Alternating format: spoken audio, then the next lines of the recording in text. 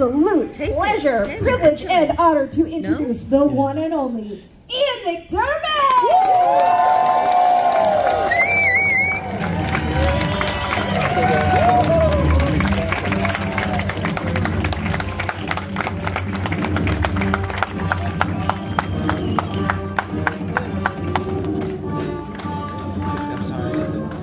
Well, hello, Orlando. Welcome, welcome. Thank you so much for being here with us today, Ian. Well, can I just say, being back is good. And I'm afraid that's the last you're going to hear from the Emperor today. But you can say it. Why? I'm sure. Well, we are going to remind you that SAG-AFTRA is still on strike. I don't know if you've heard anything about that, but just to remind you gently, we're going to go ahead and skirt some issues. So, but things that we can definitely talk about are things like your opinions about candy corn, or very strong opinions. we'll get there. But I'm really excited also to hear more about your theater work, and I know somebody else already asked me about that. So we can go ahead and dive right in, but let's actually start a little bit further back. Okay. So let's start with what drew you to acting in the first place, of all things. Yeah, it was a strange thing. I was a very shy kid, and we did things at school. All schools do plays. And at my school in Dundee, in Scotland, Morgan Academy, they didn't do a play, but they did this sort of, well, it was a famous song called Waltzing Matilda, Australian song. It's almost their national anthem. And the choir was going to sing it, and in front of the choir there was going to be a mime. I don't know if you know, but it's about a tramp. I don't tell you the whole story. And he doesn't behave terribly well, and he ends up diving into a pool, but he refuses to dive. And they came round and they said, does anyone want to audition for this? And I'd not really heard of that word audition before. And as I say, I was a shy kid. But I found, much to my surprise, as I was listening to this, my hand went up. And I was surprised that I'd done that. Anyway, they said, okay, Ian, you know, take your turns, other people, that's fine. And I watched the other people, and I had the nerve to think that I could do it better. You know, this shy kid. Anyway, I got up and I did it, and they agreed, and they gave me the parts, and I was very happy. And I did the show, and at the end, it wasn't very complicated. Actually, the stage wasn't unlike this, and it didn't have any sort of complicated, you know, machinery in it. So instead of a deep pool into which the tramp would dive, there was this sort of rubber dinghy. So I had to go down and then crouch very low, and then come up when the choir sang the last lines, which were, "You'll never take me alive," said he.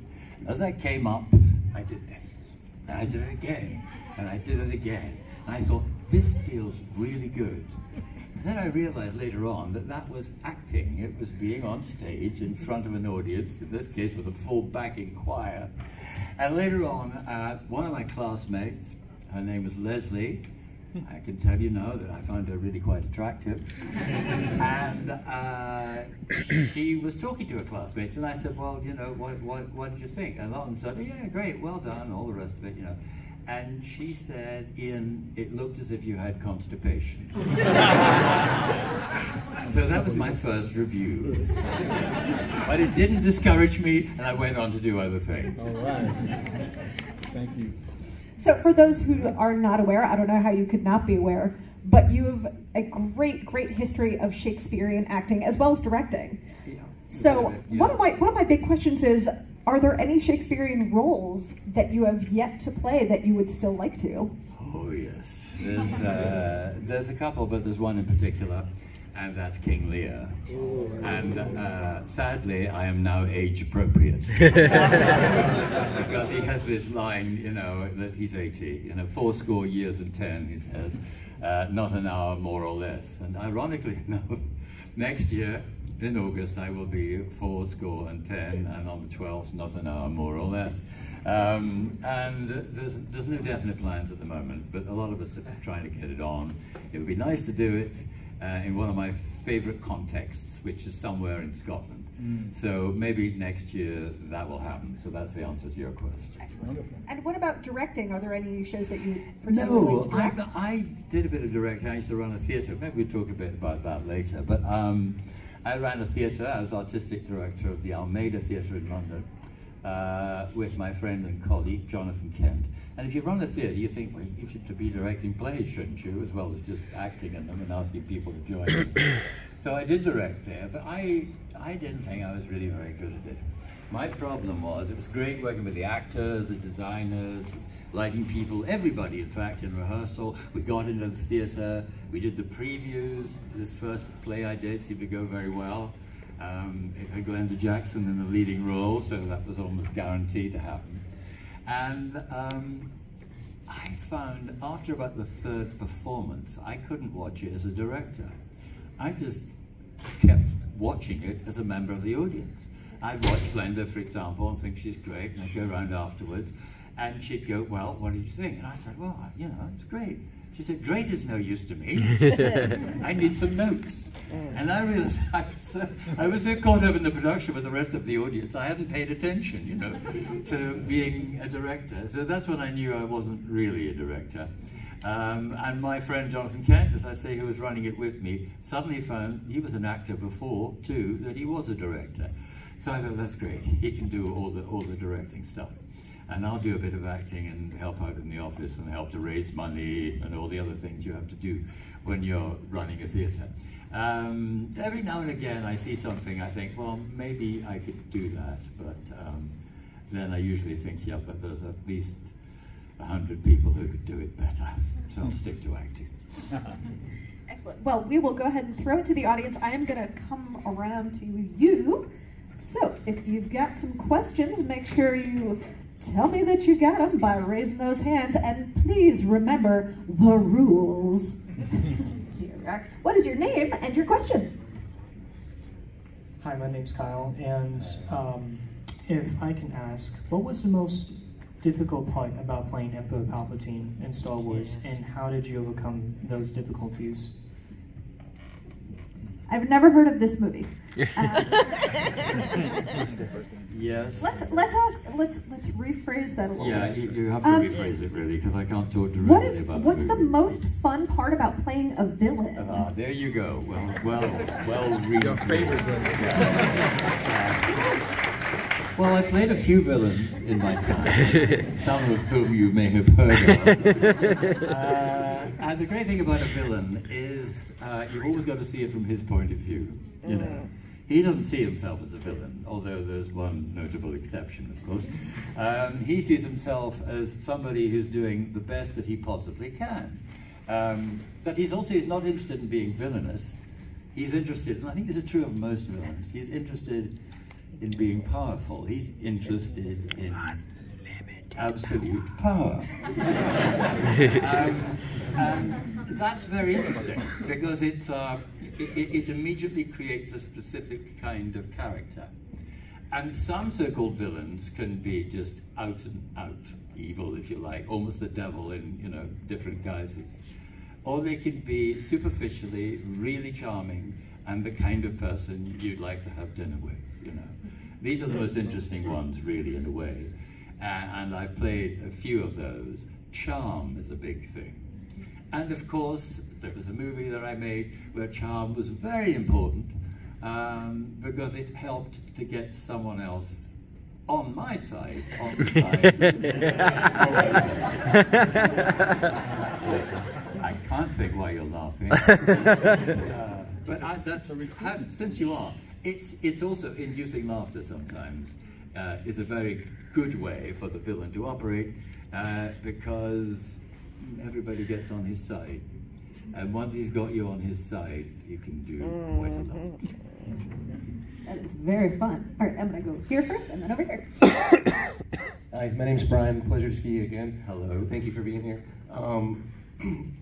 We saw John Rice Davies speak yesterday, and one thing you actors seem to have in common is you're just tremendous storytellers. I could listen to you speak. We can never shut up. And he was telling some stories about some people he's worked with, but is there an actor, actress, or just person, director that you've worked with at the pub or whatever could just enthrall a whole room? It was the best storyteller that you've been around? Well, I've been very fortunate to work with many. Just to go back to the person I mentioned earlier when I was in my role as a director, Glenda Jackson, who very sadly died recently. Yeah. She seemed to me a woman who would never die. She had indefatigable energy. And when she worked with me, she did, and everything I've seen subsequently, not least her King Lear in the United States, as well as at home. And she was in our first play at the Almeida. It was called Scenes from an Execution. She'd done it already on the radio, and I thought it would be an amazing thing if I could persuade her to come and be the leading actress in our first play in this theatre. And everyone said, well, good luck. However, I had been in touch with her indirectly before, because this play was around for a while, and the West End management wanted to do it, and the writer, Howard Barker, wanted me to direct it. I mean, he had said that to them before he said it to me, so I was in this strange situation of not quite being a director. But when I found myself in the room with the producers, and they said, well, Ian, we know you're an actor, but have you directed much? And I started a bit like going back to school all those years ago. I suddenly thought, the answer to that is no, but I quite want to do this. So I went, well, I've done quite a few things. You may not have heard of some of them. So I heaved it along like this and sort of talked myself into the job. And they said, well, you know, if Glenda likes you, that's okay with us. This was when I'm going to go to the West End. And then his name is Michael Attenborough, who later went on to run the very theatre I was talking about. He said, well, the only thing that we need to prove is that Glenda gets on with you. So I'm going to phone her now, and we can get a taxi and go and visit her. So I thought, all right, that's my bluff being called. So he phoned her, she was around, she said, yeah, come down and we can have a glass of wine. Oh, yeah, he's been playing. So I went down to her house, which she lived in all the time, as far as I know, and she worked in London, in Blackheath, and she invited me in and gave me a glass of wine, and we chatted about the play. I talked too much, as usual, politely left. And then we went back to Michael's office, and the phone rang, and they had a conversation. I said, okay, I'll leave the room while you do that. And he said, well, she thinks it's a good idea.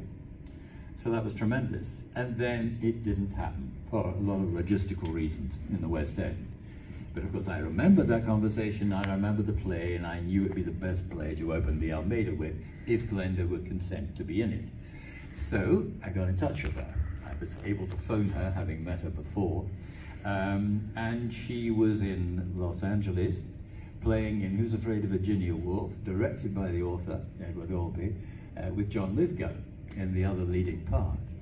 And she said, okay, I'm here, when do you want me? I said, well, it'd be great if you could think about it for, and I mentioned the date. And she said, that would work very well, because I could finish the play here, you know, have a bit of a break, and then come straight to you. I thought, is that a yes? And it clearly was. So I thought, how lucky can I get? Glenda's going to be in our first play in this theatre. So I was very happy. We got on planning other things and so on. And then I got a phone call one day from, guess who, Glenda herself.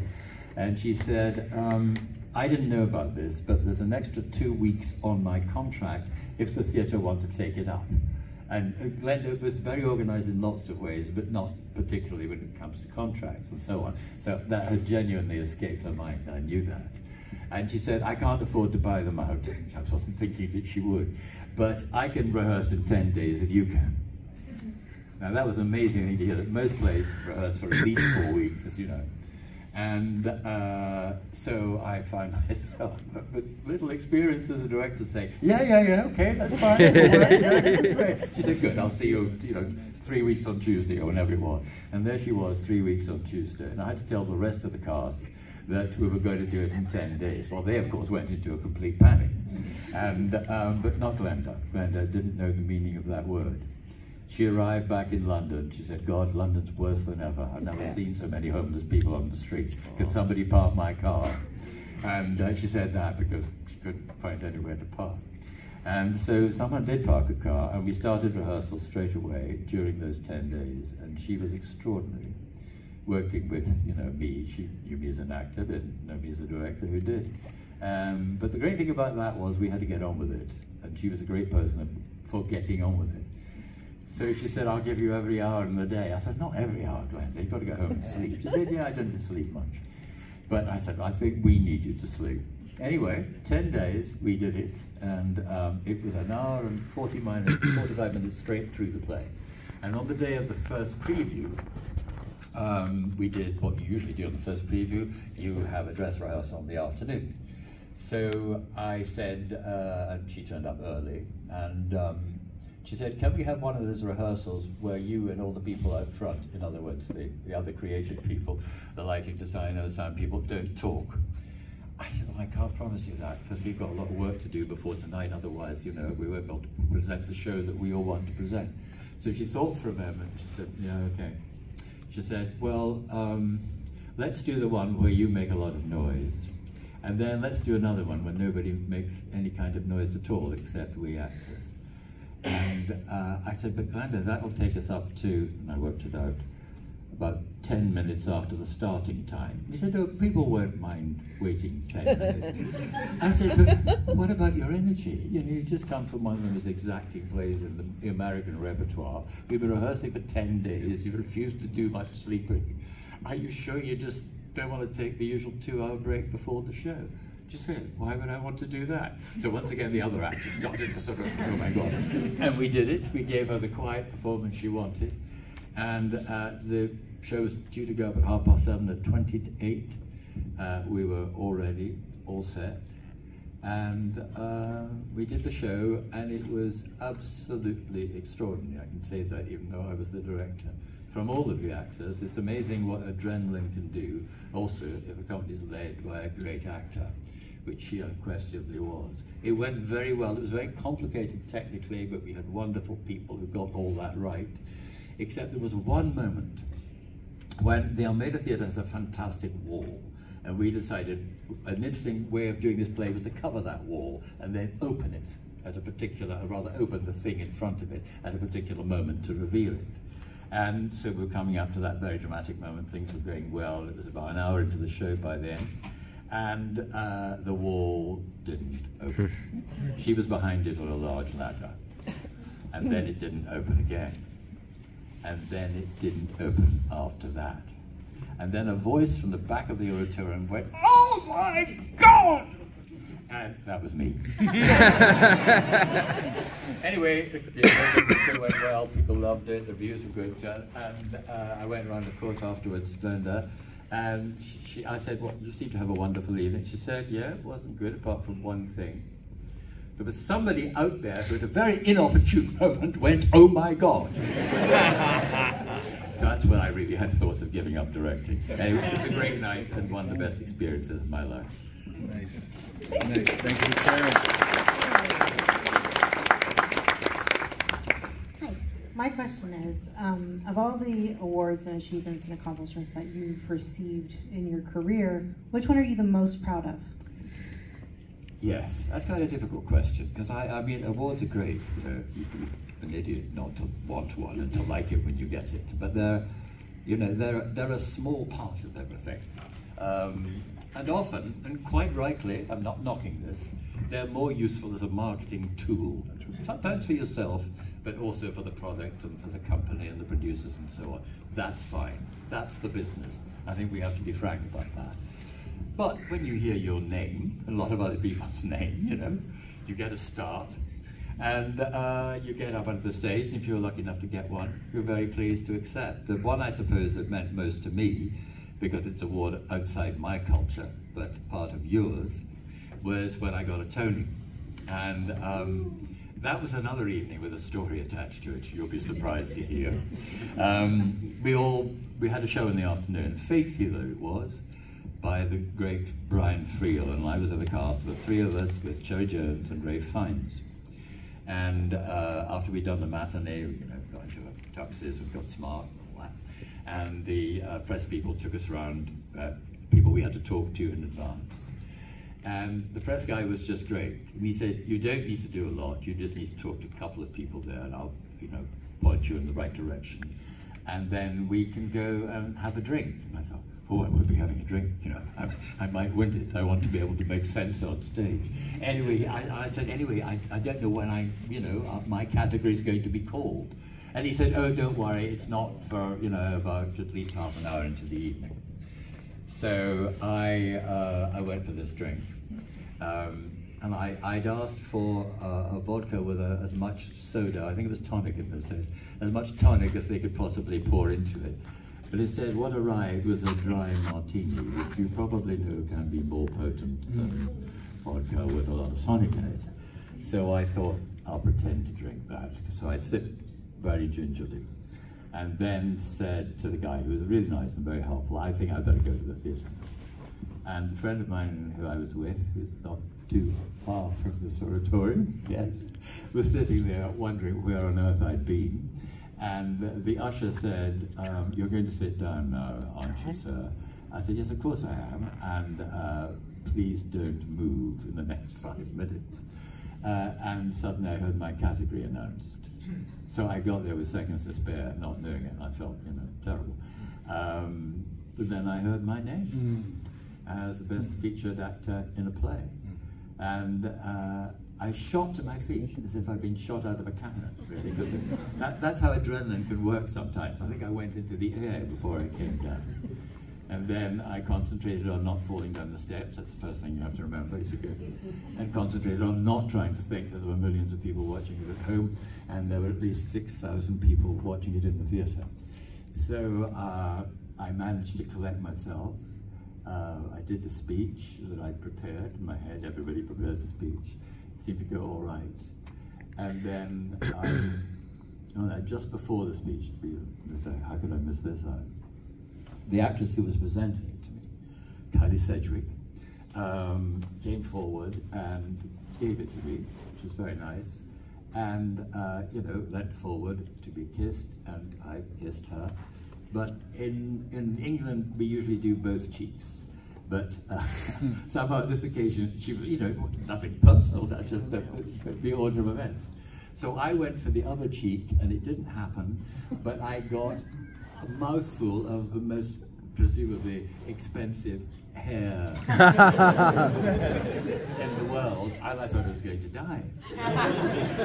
It'd be a good story if I did, Anyway, I made that whole speech with that in my nose, and my voice must have sounded very strange indeed. But then I got over it. I was very pleased, and I started to exit the wrong side of the stage. But the Kylie, being a brilliant actress, yanked me to the other side. And that was all. So that was the most memorable, and it was an honor, actually, it really was, But to be on Broadway with an Irish play, as it happened, and to get an award from an American jury was very flattering indeed. Well deserved. I do hate to do this. We do have time for one more question. So, Told you I never stopped talking. So you've been so patient. Make it a good one. Oh, no pressure. My name is Nick, and I'm going to try. I met you earlier. Hi, Nick. It's a pleasure. I'm going to try to make sure we don't blur the wrong lines. So hypothetically, you were maybe in a franchise where you got to act with multiple different generations. I just want to know how you approached different actors, and when you have to approach it with a similar character, but how you approached it. I'm trying to blur the lines as best as possible, but if it's too much, it's okay. I think I've got hold of what you're saying. The first thing to do is try not to get too old. Because I did start with a certain anniversary. We've just had the anniversary, when I was 37. And then worked my way through a character who I thought died early on. I think the world thought he died early on. I think the overall producer, who might have had something to do with the picture, thought he had died early on. But then it was discovered that he had an early life in a different guise, if I use the word guise advisedly, and that he went on to become the age he was when the part first emerged. So that was an extraordinary experience. But not to be too coy about all this, I got the phone call or the meeting 3 times. And you know the phrase, third time lucky. Well, I've been lucky 3 times. And it all came out of the blue. And acting can work like that sometimes. Actors will know sometimes they've been sitting at home thinking this isn't going anywhere, why has nobody called me for ages? And then they can be offered the part of a lifetime without knowing it's the part of a lifetime. And mine is literally the part of a lifetime. So many years. And the great thing about that is, of course, I work with lots of generations of actors as well. And it was the great thing about this particular part, but it's sure lots of other parts too, that they can, in a sense, keep you young because they're always energizing. There's always something new to explore and always new people to explore it with. And it is, I talked about the Tony, which is a fairly extraordinary experience, but you must know the most extraordinary experience is the one I'm here not to talk about today.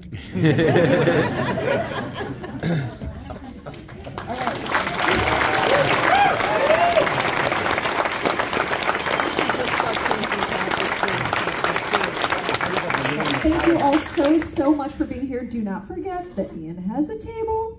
You can go to that table. It will be tomorrow because it is time for all others, I would hope.